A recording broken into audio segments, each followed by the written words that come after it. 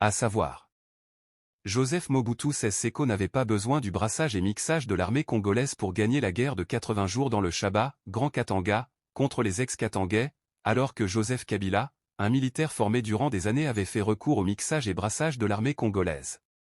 C'est ainsi que Fachi a hérité une armée infiltrée par le Rwanda. Le président Félix Tshisekedi ayant en lui un esprit nationaliste comme Mobutu Seko qui n'accepte pas non plus de jouer le jeu de la Kabylie. L'AFDL devenue aujourd'hui PPRD-AFC est à la base de l'infiltration rwandaise, à la prise du pouvoir de MZ Kabila, nous avons vu un certain James Kabaré officier rwandais être nommé chef d'état-major en RDC. À la mort de Musée, Joseph Kabila avait pris le pouvoir que lui-même n'était pas autoritaire. Il recevait les injonctions de Paul Kagame sur la gestion sécuritaire du pays. Nos services de sécurité ANR, DGM, FARDES, police, DEMIAP etc. étaient complètement infiltrés par le Rwanda. C'est avec cette première guerre que le président Félix Tshisekedi découvre l'identité des uns et des autres, et surtout les officiers militaires traîtres qui sont au service du Rwanda.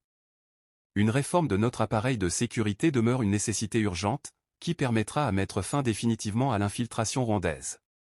Voici l'histoire de cette guerre à ceux qui ne le savent pas encore. Abonnez-vous, likez, partagez massivement.